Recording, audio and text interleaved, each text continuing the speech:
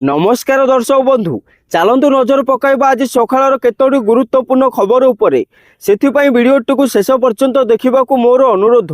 वीडियोटी भल लगे वीडियोटी को लाइक करी चैनल को सब्सक्राइब करी कमेंट माध्यम जनातु आपण माने आम वीडियो केउ जिल्लारू देखुछंती। चलतु आज सकाळ खबर उपरे नजर पकाइबा। आजिर प्रथम खबर, बंगोपसागर में सृष्टि होई पारे लघुचाप, प्रबल वर्षा नहीं 30 जिला को अलर्ट।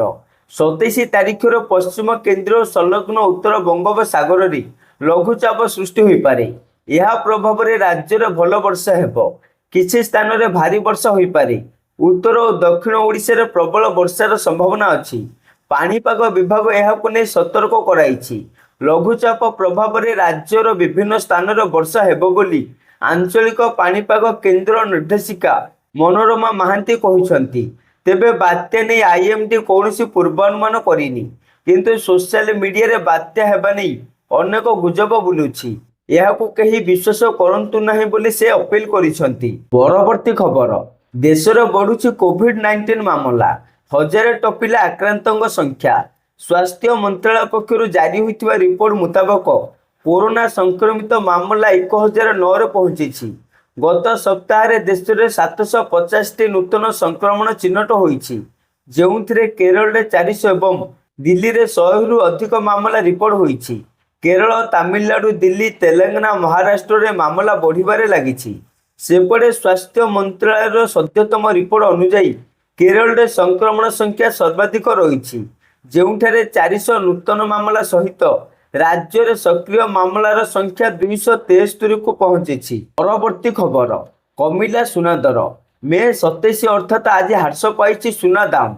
24 क्यारेट सुनार दाम 10 ग्राम को 97,640 टंका रही। गतकाली यह 98,080 टंका थिला। एथिरे 440 टंका ह्रास होईछि। आउ 22 क्यारेट सुनार दाम 10 ग्राम को 89,500 रही। गतकाली यह 89,900 थिला। एथिरे 400 टंका ह्रास होईछि। सेहीपरि 18 क्यारेट सुनार दाम 10 ग्राम को 73,230 टंका रही। गतकाली यह 73,560 टंका थिला। एथिरे 330 टंका ह्रास होईछि। परवर्ती खबर, रथयात्रा को आसिबा पई प्रधानमंत्री को निमंत्रण करिसंती मुख्यमंत्री मोहन माझी। समस्त केंद्र मंत्री एवं एनडीए शासित राज्यर मुख्यमंत्री मानकु रथयात्रा पर निमंत्रण करिसंती मोहन। एहासह ओडिशा रे बीजेपी सरकार 1 वर्ष पूर्ति कार्यक्रम को प्रधानमंत्री नरेंद्र मोदी एवं केंद्र गृहमंत्री अमित शाह को निमंत्रण करिसंती मोहन माझी। परवर्ती खबर, मंदिर रोषेई घरे नाबालिका को बलात्कार कले पूजक। संबलपुर जिला जमनकीरा थाना सदर महकुमा स्थित बाबा मुक्तेश्वर मंदिर रोषेई गृह रविवार मध्याह्न प्राय 12:30 जड़े 12 वर्षीय नाबालिका बलात्कार शिकार होती। मंदिर जड़े सहयोगी पूजक शोभा महापात्र ओरफ केदार नाम आसी अभियोग। आउ पर पुलिस अभियुक्त शोभा को गिरफ्त करिछि। परवर्ती खबर, उद्घाटन 24 घंटा पुरिलानी, दबिगला रेल ओभरब्रिज। संबलपुर दुर्गापाली दे जाउथिबा रेलपथ उपरे निर्मित ओभरब्रिज को रविवार राज्य पंचायतीराज मंत्री रवि नारायण नायक, संबलपुर विधायक जयनारायण मिश्र और अन्य अतिथि माने उपस्थित मुख्य अतिथि रूपे केंद्र मंत्री धर्मेंद्र प्रधान द्वारा उद्घाटित होईछि। किंतु दुखर विषय जे ब्रिज उद्घाटन 24 घंटा न पुरुणु ब्रिज उपरे बड़ बड़ गर्त सृष्टि होईछि। परवर्ती खबर, उछिला शेयर बजार। भारतीय शेयर बजार में लगातार द्वितीय दिन में बड़ वृद्धि देखा मिली। सेंसेक्स 455 अंक ऊपर को उठी बंद होईछि। अन्यपटे निफ्टी बढ़ी पुणी थरे 25,000 उपर पहुंची। आईटी और मेटाल शेयर आज जोरदार क्रय देखा मिली। यही कारण निवेशकों को आज प्राय 3 लाख कोटी टंका लाभ होईछि। परवर्ती खबर, रथ उपरे कौनसी व्यक्ति मोबाइल फोन नहीं पारिबे नहीं। सेपटे श्रीमंदिर परिचालना कमिटी बैठक पर श्री पाढ़ी सांबादिक मानक कहते घोषयात्रा बेले अणसेवायित माने रथ पर को चढ़ी पारिबे नहीं। कौनसी प्रकार अनाधिकृत कार्य कले कार्यानुष्ठान नियाजिब। रथ उपरे कौनसी व्यक्ति मोबाइल फोन नहीं पारिबे नहीं। रथ उपर को समस्त को मोबाइल बारण करा जायछि। एणिके केवल मोबाइल जबत रे कार्यानुष्ठान अटकिब नहीं। ବରଂ ଫୌଜଦାରୀ ମାମଲା ମଧ୍ୟ ରୁଜୁ ହେବ।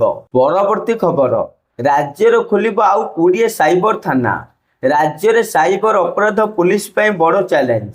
ଏହାର ମୁକାବିଲା ପାଇଁ ରଣନୀତି ପ୍ରସ୍ତୁତ କରିଛି ଓଡ଼ିଶା ପୋଲିସ। ଓଡ଼ିଶାରେ ଖୋଲିବ ସାଇବର କ୍ରାଇମ କମାଣ୍ଡ ସେଣ୍ଟର। ପୂର୍ବରୁ ରାଜ୍ୟରେ 14ଟି ସାଇବର ଥାନା ଥିଲାବେଳେ ଆହୁରି 20ଟି ସାଇବର ଥାନା ଅଧିକ ଖୋଲାଯିବ ବୋଲି ଡିଜିପି ସୂଚନା ଦେଇଛନ୍ତି। ପରବର୍ତ୍ତୀ ଖବର, ସମ୍ବଲପୁର ଚିଡ଼ିଆଖାନା ହେବ ଓଡ଼ିଶାର ଦ୍ୱିତୀୟ ନନ୍ଦନକାନନ। କେନ୍ଦ୍ର ଶିକ୍ଷାମନ୍ତ୍ରୀ ଧର୍ମେନ୍ଦ୍ର ପ୍ରଧାନ ସମ୍ବଲପୁର ଚିଡ଼ିଆଖାନା ପରିଦର୍ଶନ କରିବା ସହ ଏହାକୁ ଆଗାମୀ ଦିନରେ କେନ୍ଦ୍ର ଓ ରାଜ୍ୟ ସରକାରଙ୍କ ସହଯୋଗରେ ଓଡ଼ିଶାର ଦ୍ୱିତୀୟ ନନ୍ଦନକାନନ କରିବା ପାଇଁ ଯୋଜନା କରାଯିବ ବୋଲି କହିଛନ୍ତି। ଶ୍ରୀ ପ୍ରଧାନ ଆଜି ସକାଳେ ସମ୍ବଲପୁର ଚିଡ଼ିଆଖାନାରେ ପ୍ରାଣୀ ଓ ଉଦ୍ଭିଦ ଉଦ୍ୟାନ ବୁଲିବା ସହ ସାଧାରଣ ଲୋକଙ୍କ ସହ ବିଭିନ୍ନ ସମସ୍ୟା ସମ୍ପର୍କରେ ଆଲୋଚନା କରିଥିଲେ। ପରବର୍ତ୍ତୀ ଖବର, ଆସନ୍ତା 29 ତାରିଖରୁ ଆରମ୍ଭ ହେବ ବିକଶିତ କୃଷି ସଂକଳ୍ପ ଅଭିଯାନ। କେନ୍ଦ୍ର ସରକାରଙ୍କ ଯୁଗାନ୍ତକାରୀ କୃଷି ପଦକ୍ଷେପ ଗୁଡ଼ିକୁ ତୃଣମୂଳ ସ୍ତରରେ ପହଞ୍ଚାଇ କୃଷିରେ ନବସୃଜନ ସୃଷ୍ଟି କରିବା ଲକ୍ଷ୍ୟରେ ଆରମ୍ଭ ହେବାକୁ ଯାଉଛି ବିକଶିତ କୃଷି ସଂକଳ୍ପ ଅଭିଯାନ। ଆସନ୍ତା ମେ ମାସ 29 ତାରିଖରୁ 12 ଜୁନ ପର୍ଯ୍ୟନ୍ତ ଏହି ଅଭିଯାନ ସାରା ଦେଶରେ ଚାଲିବ।